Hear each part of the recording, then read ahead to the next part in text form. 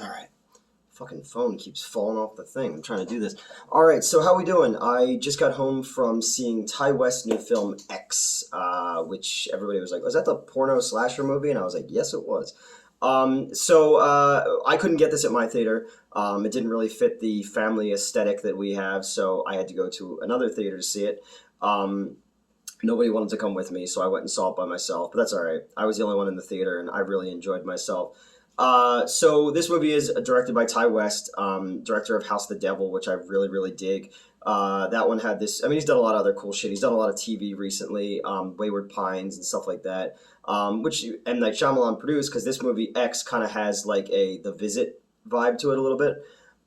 So they really would have had to have gone out of their way to make me not like this movie because it takes two things that I really, really enjoy: 70s grindhouse movies and 70s porn aesthetic. Yeah, this movie is about a group of pornographers basically going into this remote Texas farmhouse to go make a 1979 porno movie. It's just great. It's fucking great. The way that Ty West lets, things play out and breathe and lets the landscapes be and doesn't feel the need to fucking rush everything. We get a chance to kind of spend some time with these characters. And even our villains are fucking sympathetic and you understand why these things are happening. This movie was made by A24. And one of the things I was reading reviews of this movie, and I keep seeing how fucking film jerk-offs are, and I'm a film jerk off too, but like not like this, are just like A24 has reinvented the slasher and they've elevated the slasher film. It's like, fucking stop. Stop with the fucking elevated horror fucking bullshit. You know what? You can love Ken Russell's Devils and Hereditary and The Babadook. I don't like that movie. Not because he's a gay icon. I just don't like that movie. But you can also still love like Sorority Babes in a Slimeball Bolorama or Terror Vision or whatever. Horror is horror, man. Like it's all fucking good in the hood, you know? I hate the whole like separating things into category stuff. I will sit and watch like a really smart, and this movie's really smart, sophisticated European fucking horror psychological thriller. But also, I love fucking Evil Tunes, Fredo and Ray movie. So let's just stop with the elevated horror shit and just call it horror and just enjoy when good shit actually comes out. And this is good shit, and it's great that a non-franchise, non-remake, non-sequel hit a fucking movie theater, Unfortunately, I was the only one to see it, but I know other people are seeing it because people have told me they've liked it. This movie is about, like I said, a group of people going into a remote Texas farm to go make a fuck film. And it's Jenna Ortega from the last Scream movie, which is where kind of the elevated horror thing, that was satire in that. And she's also going to play Wednesday in the Tim Burton Netflix Addams Family thing, and people were mad online because she's like Hispanic and she's gonna play Wednesday, but Wednesday's dad's name is Gomez. I don't know. It's like people who were mad that Michael Myers in the last Halloween movie killed two gay guys, and they're like, Michael Myers is a homophobe. I'm like, no, Michael Myers is a fucking killer. Like, did this Jaws eat Chrissy because Jaws is sexist? Like, no, that's what monsters and bad guys fucking do, dude. We all need to fucking calm our tits a little bit on the fucking internet, COVID, people were terrible before. And again, I'm going to tell my movie theater story about going to a Regal theater tonight. But like COVID made everybody so much fucking worse because everybody was like cooped up and they've gone insane. Like people were nuts before, but now they're like super fucking cuckoo bananas and I just can't fucking deal with people anymore. I had to fucking haul ass to get home, and it was a photo finish because I had to piss coming out of the movie. But the bathroom looked like a goddamn crime scene. Like I'm not sure that I'm pretty sure a sick bear went to the bathroom in the one stall. So I came home to do it, and I was like, I hope I don't piss my pants. But I only told you that because I know you're all very worried about my urethra on a regular basis. So let's get back to this movie. I love this movie. I thought it was fucking great. My nitpicks are in the very beginning. I wasn't crazy about the fact that it shows you the aftermath of the massacre, basically, because it alleviates the tension of these people going into this situation and then letting things build to their natural progression. Mia Goth is the main character, and I was trying to figure out what the fuck I knew her from. And I'm like, it's taking me out of the beginning of the movie, and then it dawned on me that she's Sarah in the Suspiria remake, and I'm like, oh, and she's also in Nymphomaniac, the Lars Van Trier movie. But once I figured that out, I was able to fucking relax. But then came the other twist, which I'll get into. And talk about elevated horror. I don't care. I'll lose my horror nerd cred. I prefer the Suspiria remake to the original. I think it's a fucking masterpiece, and it takes the elements of the original and recontextualizes them into something completely different. And I love that movie. So we have our group of people who are going to make this porno movie. You have this kind of entrepreneurial, I guess he's like a strip club owner, and his girlfriend is Mia Goth, and she's like constantly doing coke and saying like, I refuse to accept the life that I don't deserve. She believes she's due for more. She wants to be a star. Her boyfriend, the strip club owner, keeps telling her she's got the X factor. She's it. She's got the, that.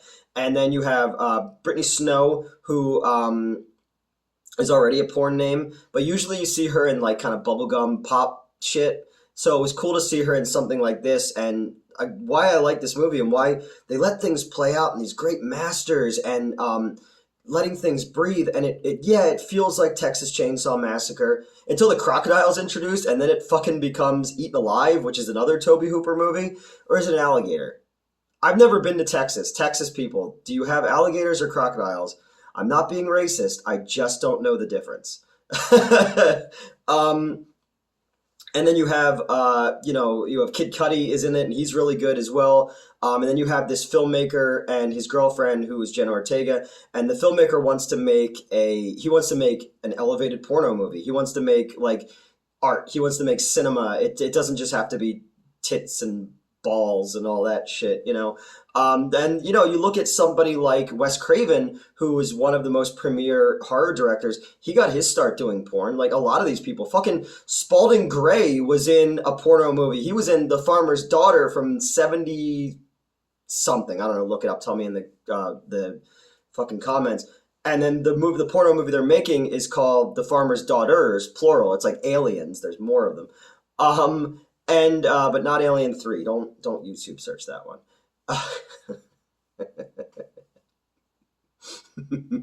You know what? I should start over, but fuck it, I don't care anymore. I'm tired. I'm waiting for my sleeping meds to kick in. You get there, and there's this elderly couple, and the husband is very nervous, and you don't know why. And he's like, my wife is very irritable. Keep inside. And then you meet this woman, and I thought it was weird at first when you finally see this woman, and you're like, it's weird old age makeup. And I didn't quite realize what they were going for with it. And the wife is Pearl. And, you see her like combing her hair, and she's this old, decrepit crypt keeper kind of woman. And you kind of get the idea that she's watching them film their porno movie, and like she's turned on by it, but her husband has a heart condition, so he can't satisfy her. And that's essentially the plot of this movie, is sexual repression versus sexual freedom.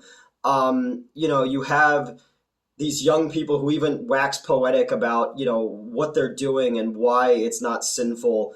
There's a great, if you ever saw Betty Page Bears All. Betty Page, the famous pinup model, they did a documentary before she died, and she became a born-again Christian, and they asked her, like, do you regret any of the things that she did? And she says, Adam and Eve didn't start to sin until they put on clothes.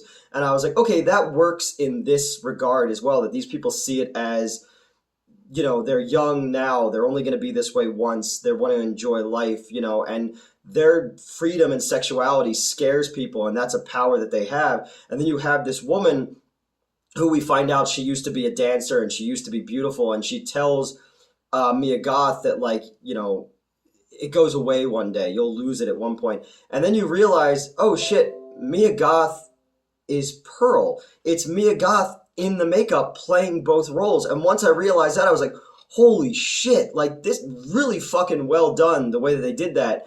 But again, it's all about this sexual repression, and you have these people who are, they're filming their porno movie and stuff like that.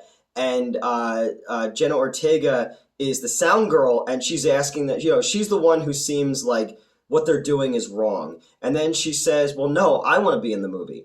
And her boyfriend has a fucking mental breakdown because he's going to now watch his girlfriend have sex with another guy. And the entrepreneur producer is trying to tell him, like, you can't let these things get in the way. You want to be a filmmaker. You want to be in this industry. You got to, let her do this thing now with you there so she doesn't do it elsewhere and worse, which I think sex workers, like, do whatever the fuck you want. As long as you're not hurting anybody or yourself, who fucking cares, and you have this Pearl character is always in the background and she's watching and she gets like very turned on by it.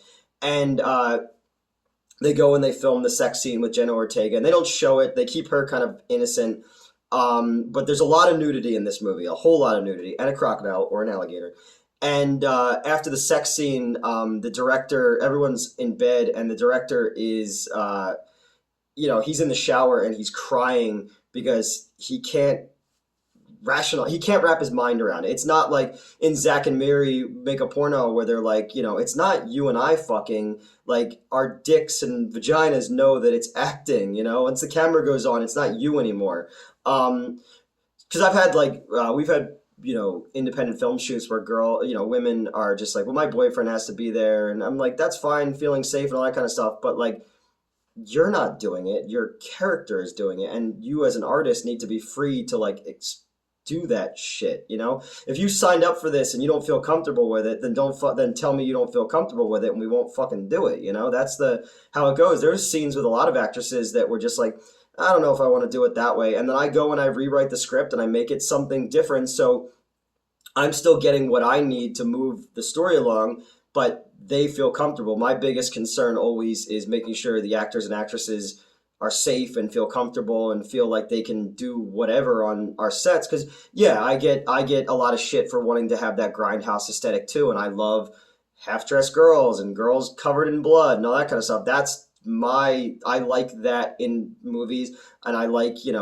when other people like seeing that in movies. So it kind of goes along with the conversation these people are having. Like, there's something that draws you in about people who have sexual power and are free to these things.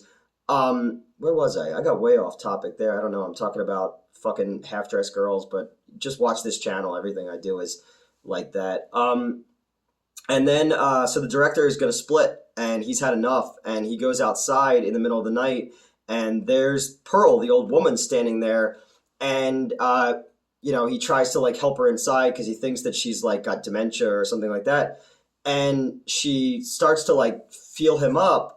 And then she kisses him, and he's like, why did you do that? And she fucking stabs him in the throat. And you have this amazing scene where she's on top of him, sexually, but just stabbing him over and over again in the throat. And the blood is spraying, is obviously is obviously symbolism for something. And it covers the headlights of the car, so it bathes the entire fucking shot in red. And that is her sexual release. That's her awakening. That's her now feeling alive after all these years of her husband not being able to satisfy her. And you think that he's like a bad guy and there's something up with it, but he's not. He can't do it because of his heart. The way they handle things is wrong, but that goes into this 1970s grindhouse aesthetic of the crazy fucked up shit that you're seeing on screen. You also kind of understand it a little bit too. That's why I said they're kind of sympathetic, and allowing the movie to breathe allows you to then kind of get to know all the characters more, even the villains of the story. That's where it kind of feels like M. Night Shyamalan's The Visit a little bit with the two older people. But what's cool, what I loved in the shot was she stands up with the headlights are red, and then she starts to move her body the way she did in the pictures of her as a dancer that you see in the house. And it reminded me a little bit of Joker. After Joaquin Phoenix kills the yuppie dudes, he does that pantomime dance in the bathroom mirror where he feels alive for the first time. And then And then from this point on, we're just in like crazy town. But the scene right before this, sorry, I'm tired. I'm trying to get compose my thoughts. I again really dug this movie.